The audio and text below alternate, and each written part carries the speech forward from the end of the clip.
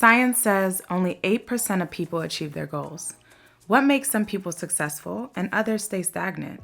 How do we identify the qualities and skills necessary to elevate our lives? Well, that's what I want to talk about. That's what my energy is all about. My goal is to help inspire people to be their best selves. These conversations will help people identify their best qualities, bring them out, and understand how to develop plans to achieve their goals. I'm Kayla B, and welcome to the Big Boss Energy Podcast.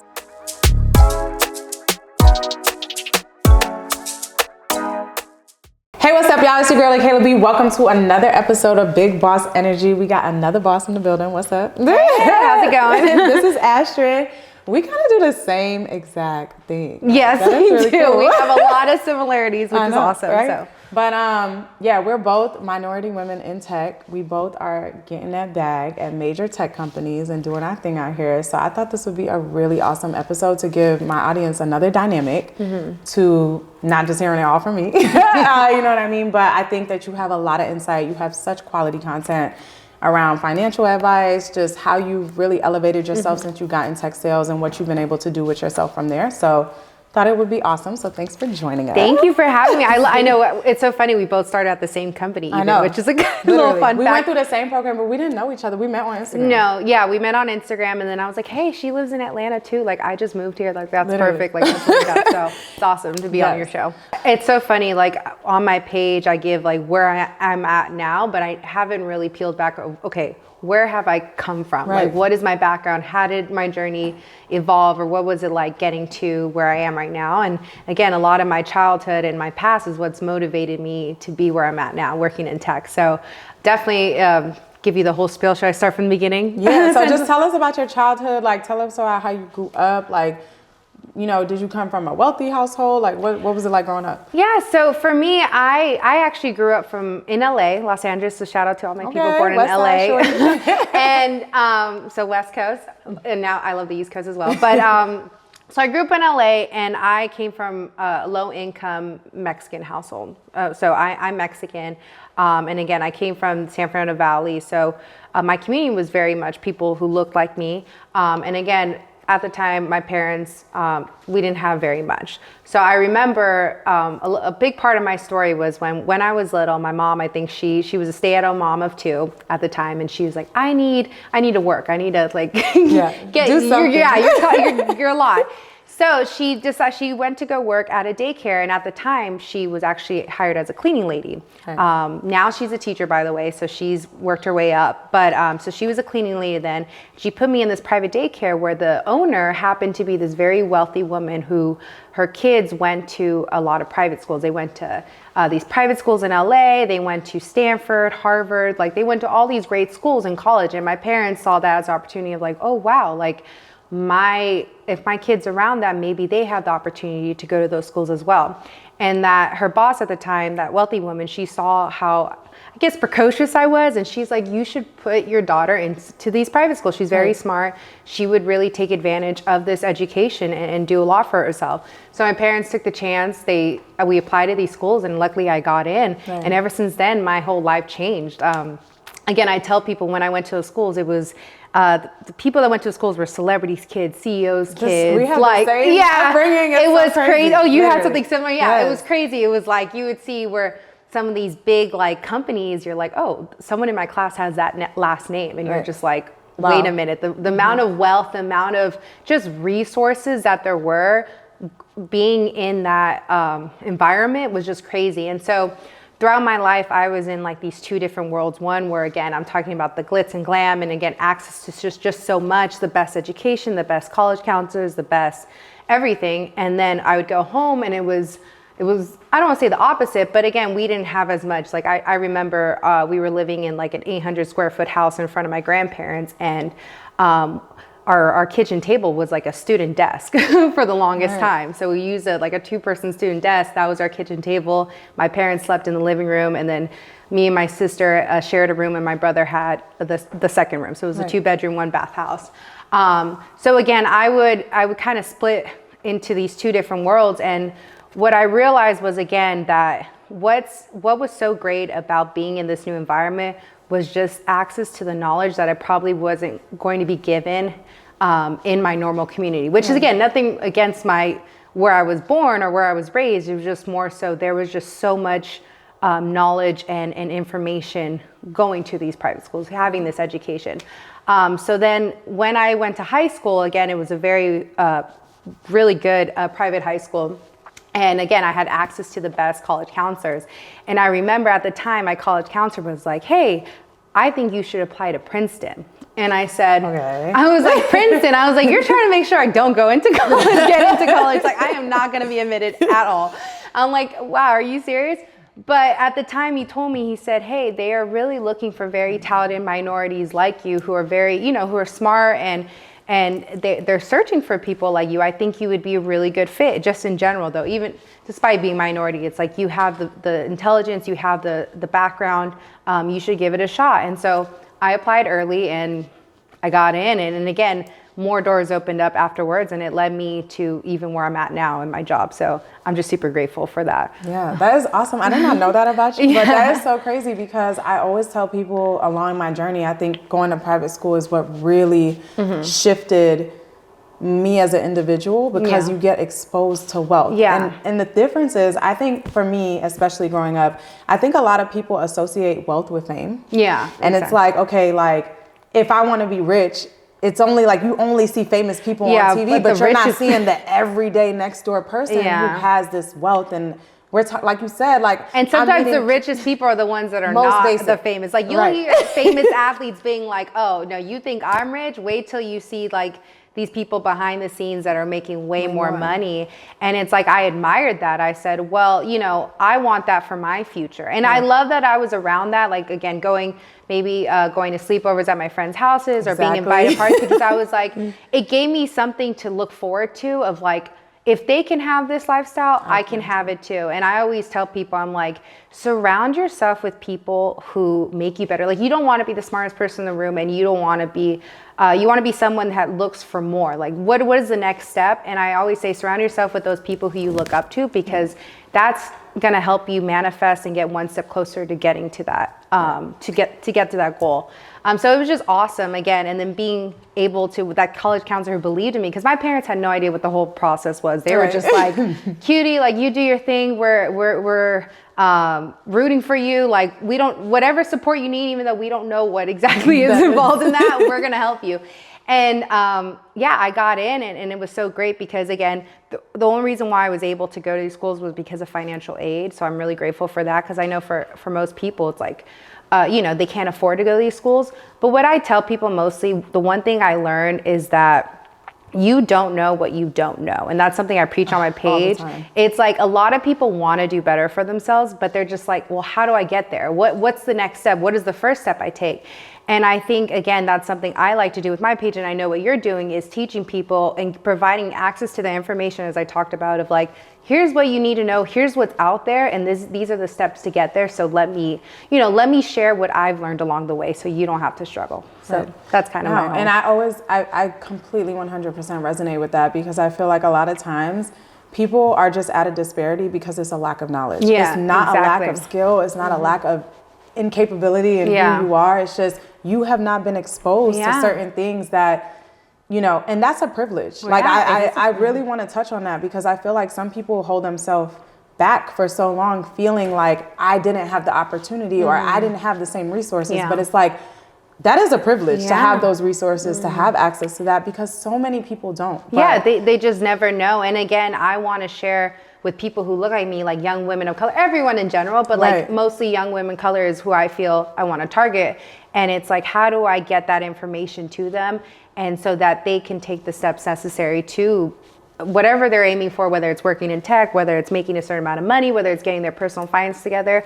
I want to help with that journey as much as possible. So. Right. I love that. Thank you. But so you get into Princeton, which is, I don't know if everybody watching knows what Princeton is, but Princeton is a Ivy League school, right? So we're talking about the top universities, most expensive, most prestigious universities in the country, which are extremely difficult to get into. Thank you. There's a lot of, my dad went here, he was a donor, so legacy, I'm getting legacy type of admission. So really being selected to go to a school like that is extremely prestigious, and I can only imagine the network that you made. Oh, it was crazy. And again, it's like, if I thought high school was crazy, like imagine again Princeton, it was a whole new level. Even now, like Princeton's known for its alumni network, where again the alumni really give back and they want to help people who graduate at that school. So it really helped me form a great network. And I think what it mostly helped me too was again the exposure to just people who were killing it in life. Like any of those, the smartest, the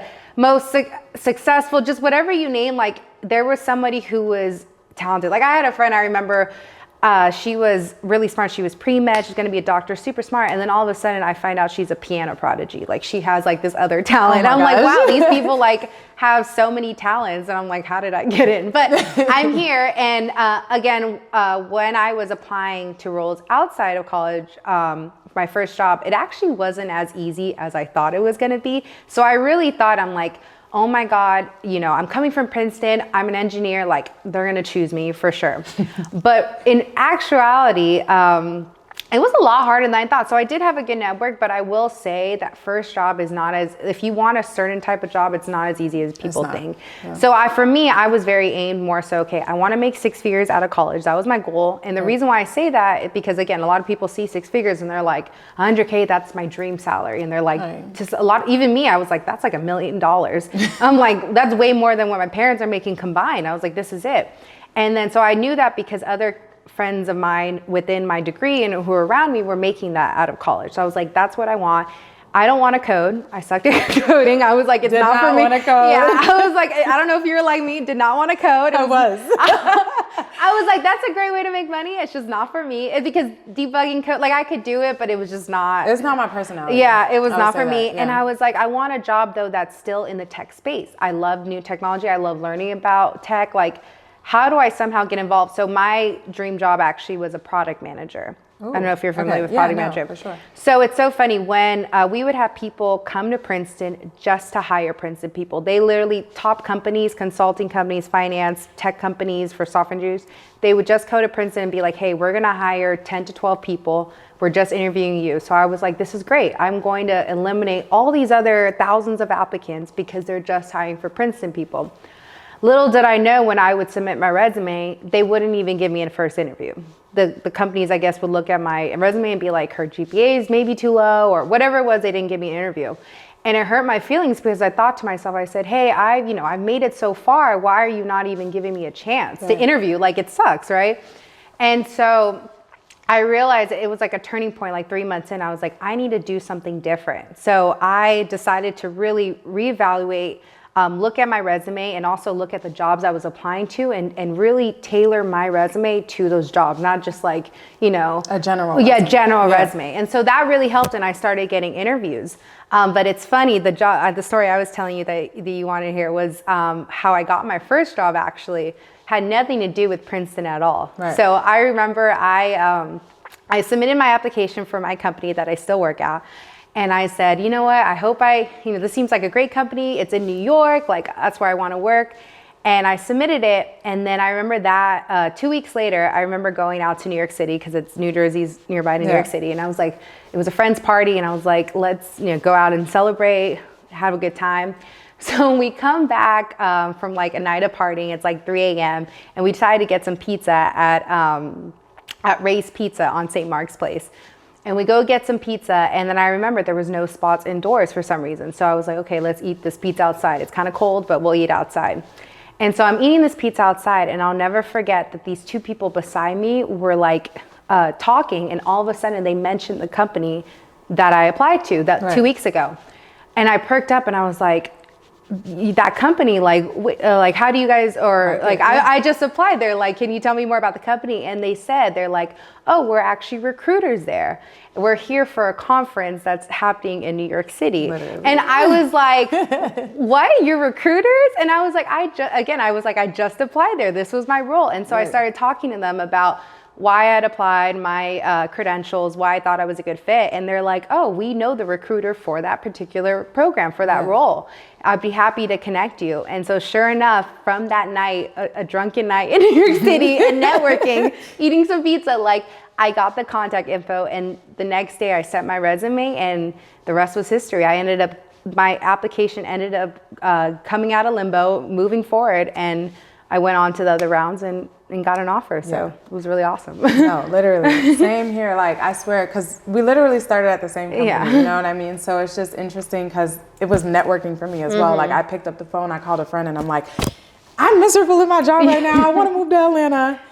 And similar to you, like, I didn't get any jobs when I applied. Yeah, it's leaving hard. college to go to. And for the people, because I always get a lot of followers, but you might get something like this too. People message me and say like, oh, I'm struggling to get a job. And it's like, you need to have that percentage. I applied to hundreds of jobs for, again, 4 months before I even heard back really from anybody. And then all of a sudden I started getting offers or started getting interviews and then offers, but it took a while to get there. It's like, even in sales too, in general, you have to be persistent and you have to have that perseverance and that grit, or else you won't be as successful as you expect to. So, for sure. Yeah. No, I agree. I mean, 100%. From the time that you understand like how powerful your network is as an individual, I think it takes those experiences sometimes to understand what you're saying. Like, it's not just going to take 1 or 2 times. Like, that would be the ideal scenario. Like, you know what I mean? Like, you apply once or twice and somebody gets back to you. I'll never forget, like, I went into this interview when I was a senior in college with JP Morgan, and I'm like, oh, I got this. Yeah, you're like, I want to get it. They didn't even call me back. That was the reality check I needed, though, because then I, like you said, I revamped my resume. I started going to mentoring and interview preps and all kinds of stuff. I was like, they're going, not that they're going to love me. Obviously, I knew I had to put in work, but I was like, you know what? I feel like I got a lot going for me. Like, too. Especially that network. And then, nope, nothing. They shut it down. No, the funniest part is when you don't hear back, and then a year later, they send you an email saying, oh, sorry, that position's filled. I'm like, okay, like the automated system is like, okay, we need to kick this out our retention record, so let's go ahead and just let them know we didn't want you. But no, it's just crazy because I do, like you said, we get tons of DMs. We're both in the same space. We're both advocating online for people to get into tech sales and really driving the power and the freedom that comes from being able to make this type of money at this age in tech sales. But a lot of people don't understand the tenacity it takes to be in sales. Yeah. And I want to kind of dive into that because as a woman, being young, I'm faced with customers all the time who there's just this lack of credibility, I would say, especially when I came into my career. And I'm smart, I'm attractive, I'm young, and it's just like, we don't take you serious. You know what I mean? Kind of like, we don't take you serious, you're supposed girl. to be in this call. No, exactly. And it sucks because unfortunately, there's not a lot of people that look like you and me in this industry. And like something I like to tell people, or I've recognized, is that being a Latina especially, there's only 2% of Latinas in the tech space. Right. So I always think the fact that, like, again, being Mexican, being Latino, like, we make up a big portion of this country, and yet we're only represented so little in this industry. It makes me sad. I'm like, no, that can't be the case. You know, I know there's a lot of talented people like you and me. It's like, why are we not taking up those seats more again? So I always think about that, and I that's why I think it's super important for me. Representation matters, because for me, I know if I see people who look like me, that inspires me even more. I'm like, oh my God, she's exactly who I want to be. Let me work hard, or how do I somehow get to where she's at? And so I think it's super important to kind of take pride in the fact that you're in a role where it's like, again, if you're on those calls and all of a sudden they're like, oh, you know, you can tell that they don't expect you to carry yourself a certain way, or articulate yourself, or be as knowledgeable. Again, me being an engineer, people get shocked at that. It's awesome. I actually take pride of it. At first, I get sometimes a little imposter syndrome, but then I remind myself, I'm like, I'm here for a reason. Like, I went through 7 rounds of interviews, however many rounds, to be here. That's what I'm saying. You go through so many rounds. Like, anyone who's struggling with imposter syndrome, remember, you go through so many rounds of interviews. Like, there's a reason why you're here. And even, I always tell people to this too, it's like, there's no such thing as failure, only feedback. And my dad really taught me this, is like, because I would be hard on myself a lot when I was younger. I'm like, I'm not good at this sport, or maybe I'm struggling in chemistry honors, whatever it was. I just remember some times where I would not beat myself up, but I would get really upset. And then my dad had to tell me, he's like, Mija, there's no such thing as failure, only feedback. Like, you got to take every moment as a learning opportunity, and how is that going to help you grow and be better than you were yesterday? And that's something I really value, and now I take with myself on calls, because even when you're like prospecting for all my new SDRs, when you're prospecting, those people weren't buying from you anyway. So it's like, if you mess up a call, you know what? Okay. It's okay. You'll call someone else at that company, or you'll learn from it, and you'll move on. That's the only way you do learn. Exactly. Sometimes you have to put yourself out there to learn. Like, you have to just kind of take a leap of faith and just say, okay, like, I might mess it up, but I learned something along the way. You know what I mean? And I think a lot of times people just have a fear of failure, like you said. And I don't think I'm that type of person. I've never been that type of person. No, I can see that. I mean, I admire it a lot. I'm going for what I want, and it's going to happen. And, but I do think that stemmed from, like I said, the exposure. Yeah. I do not think that I would be this aggressive if I didn't believe it was possible. I was going to say, that's one thing I tell people too. A story I don't usually mention is that my offers when it came to job hunting was, again, I wasn't getting back any responses for the first 4 months. And then slowly I was getting offers. Like, it was like back to back. Within a week, I was like somehow completing these interviews and they were offering me. And I remember I was so focused on that 100K goal because, again, I knew people who were doing software engineering, who were doing consulting, who were doing product manager, who were making 100K, if not more. And I was like, this is what I want. I know it's going to better my future. And again, I haven't worked this hard just to not, if that's possible, that's what I want to get. And so my first offer, I remember I got it in and it was 55K. And I was like, wow, my first offer, I celebrate, I was so happy. But I was like, I can do better. I was like, I got this. The next offer, it was 75K. And I was like, okay, we're getting there. Like crazy, it jumped up. Literally the offer after that was 85K. And then finally the current opportunity I have and the company I work for, I was like, please let it be 100K. Like, cause I was nervous. I was like, what if it's less than this 85K one? I'm okay with it, but I don't want it to be. And sure enough, it hit that, the total compensation hit 100K. It was 90K base, 135 OT. And I was like, oh my God, thank you, Lord. Like, I believe a lot of it was prayer, God having my back, and also just manifesting it. I kept speaking into existence. I was telling my mom and my dad, and I was like, this is what I want. I think I can get it. And they were just cheering me on. And sure enough, it was exactly what I wanted. So I'm super grateful for that. Awesome. And I want to touch on like just knowing your worth, especially as a woman and a minority in the tech space, because I do feel like you can get played out a lot sometimes.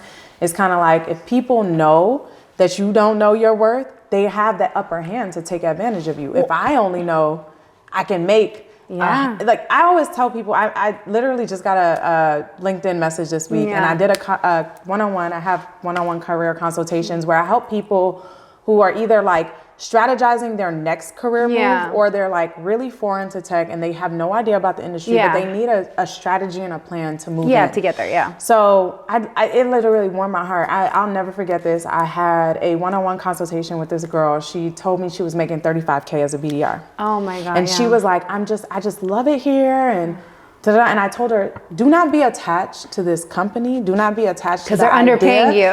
Because you're not getting your best self. She literally messaged me this week that she got, I think, $85,000 within the 12 months. Yeah. And she was like, it was because of your negotiation tactics. And I tell people all the time, if I want something for $100,000, I ain't coming in the room telling you I want $100,000. Yeah, you're gonna say more than that. You, I need 130. I need 140 because then I know you're gonna come down and it's gonna be within the range of where I'm at. That's a tip I always give. It's like either when you're negotiating salary, say what is the budget you have allocated for this, just so they can say out the first number. Or the second thing would be like if you have a number, have 3 numbers in mind. One is like what you want, the 100K.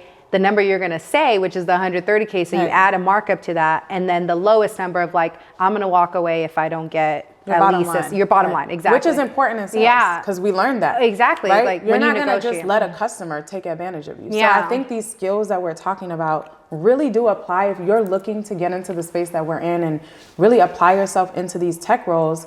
These are all negotiation, pricing, client understanding and networking, all of these skills. And I'm all about practical, I'm all about practical tips. It's like, I can sell you a dream, but it's like, how do I get to that dream? And one thing back to just like you said, women of color tending to be underpaid. It's like, again, I always say this, the stat I found out like a year and a half ago was that especially Latinas, like me, like people like me, we're the lowest paid working demographic in the US. We get paid 57 cents to every dollar that a white male makes. So like knowing that fact, I was like, that I got to change this. I got to find some way to like skew that statistic. Because I know the dollar is this. Yeah, I was like, and with inflation, it's probably less. And no, but going back to that, the reason why I've been so successful in my career and why I've been at the same company is because I've had the women in my life tell me how to like similar to you with that young lady is like, how do I negotiate my salary? How do I go for promotion? This one girl literally told me, she's like, hey, I think it's important for women, especially in the tech, to be transparent with each other because again, we often get underpaid. She told me, she's like, she was in Texas. She's like, I went from 60K and I got promoted to 100K base for 1 year. So 40K extra. And I was like, oh my God, like that's crazy. Especially living in Texas, it's like the lower cost of living. And I was like, okay, I had that number in the back of my head. And I was like, when I negotiate, I want to make sure it's a good leap like that. And I also had this other woman told me she was a sales engineer and we were speaking about salary. And I was like, I believe in pay transparency so much because one, it lets you know if you're getting underpaid. And two, it lets you know what to aspire to. And she says like, yeah, she's like, for 4 years, I was getting underpaid. And I remember one night talking with my male colleagues and I told them about my salary. And she said that the male colleagues stopped her and was like, wait a minute, you're getting paid way less than what we are. Right. And so that night they went to their manager to make sure that she got a raise and a promotion just so that she could get paid fairly. So even had they not done that, had she not been open about it, she would have gotten raises, but it would have probably have never amounted to what her male counterparts were making, which sucks. So it's very real. Like when people say it doesn't exist, these situations exist, still very much real. And that's why I'm so big on pay transparency because I'm like, I'll be honest, if I didn't do so well with my commissions, I'll let you know. It wasn't a great, it wasn't a great month. Yeah. But and if I'm killing it, I want you to know this is what's possible. Like I have, I'm sure very similar when you have coworkers who are, again, they're much older. They may have better like OTs, but still they're making $500,000 a year doing the exact same job as you. It's like what I love about sales is that you can be in the same role forever and scale your pay so quickly. So I'm just saying like, I mean, I know, I hope everyone else is like really getting like, this is where a lot of money's at and you have control over it. Like what the work you put in, you get the financial benefits from. So that's why I love working in sales in general. Yeah, me too. I think that the reason I chose to go in sales was solely because I don't want to feel capped. Yeah. I feel like whatever other job that I'm doing, there is a cap. They're letting you know this is all you're going to get paid every year and you're going to get a little bonus out of it. Whereas it shifted for me. I'm like, okay, I'm seeing these engineers building the product. I'm seeing all these people who are developing and putting in strenuous hours when there's code bugs, where there's bugs in the code, where there's being all told these what to do a lot. They're being told, and all I have to do is get this customer to purchase it, and I'm gonna make way more than that individual. And it's not to inflate like a salesperson ego, but think about it, like especially for the companies we work for, it's like the tech companies, other salaries won't get paid unless we sell the product. Right.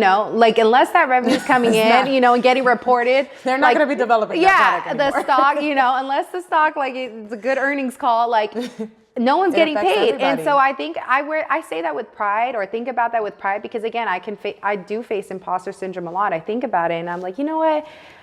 Like again, I'm here for a reason. I'm even who I am, like I'm bringing a change of pace probably to these conversations. Like my personality, my background, my experience, like there's always some way I can relate or share about myself. And people get honestly impressed, and I'm sure they do that with you too. They're like, wow, like she's such a young, intelligent woman with a new perspective. It doesn't have to be new, but just like, again, sharing a refreshing perspective. Like, energy with and it's just awesome to work with. People don't realize that people buy from those that they like. Like, I don't know, like that's my secret sauce is honestly in sales. It's like a lot of my customers love to work with me. Like I've had customers literally, when they've been on a call and I had to bring a manager in, they'll message my manager and say, we love working with her. Yeah, we love working with Astrid. Yeah. And it feels so great because I'm like, and I've had a customer too, where I'll never forget, I had a new territory.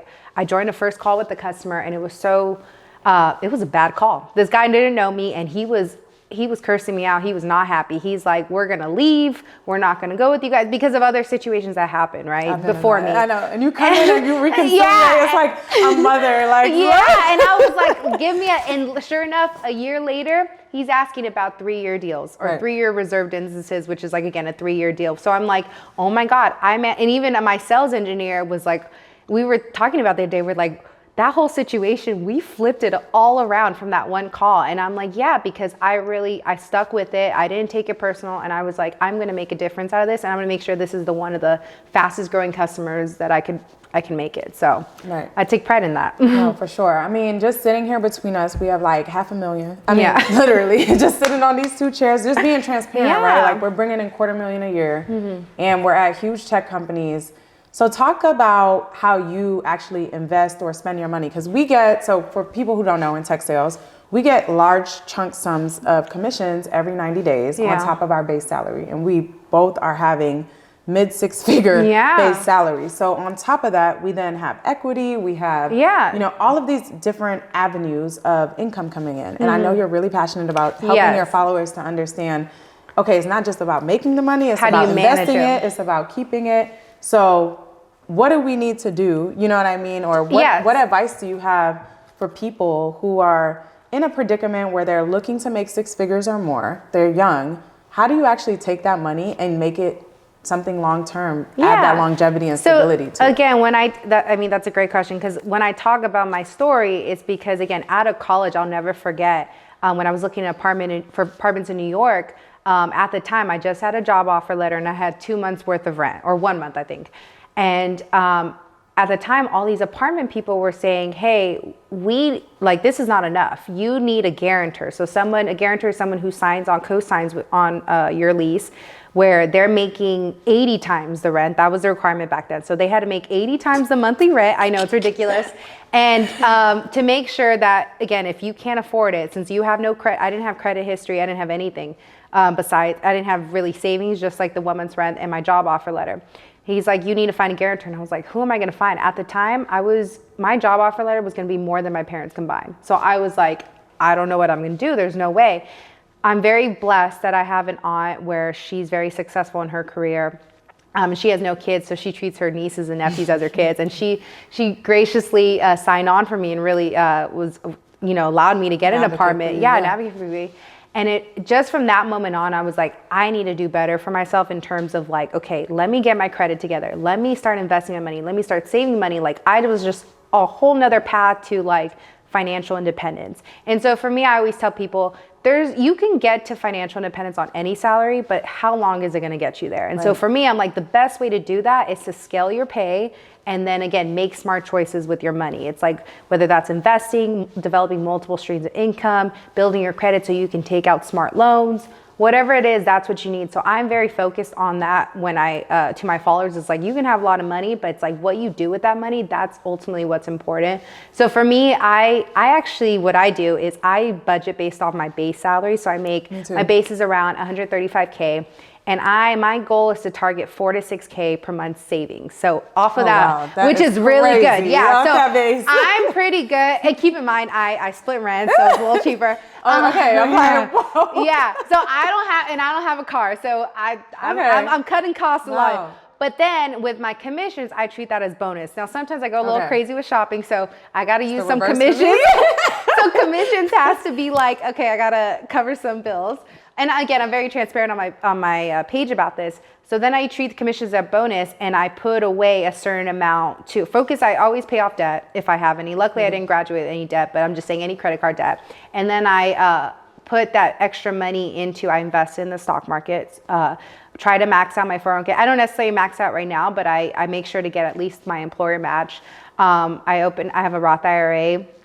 Which I do a backdoor Roth IRA with. I have a high yield savings account. So I have all these like accounts, vessels for different purposes. And again, for me, I think about, okay, what do I want for my future? Because I'm also focused on how do I enjoy my time now? Like I think about what do I like to spend my money on? And for me, I don't really care about nice car. I mean, I do like a nice car, but I don't have a car right now personally because I came from New York City and everything I need is walking distance. But like travel experiences, hell yeah. I'm gonna put my money in that. I love traveling. I love food, dining out. Atlanta has like the best, some good food. And so that's something where I like to spend my money on and I don't feel guilty about it, whether it's like self-care too, hopefully I can find a good place that does like massages, facials, whatever it is.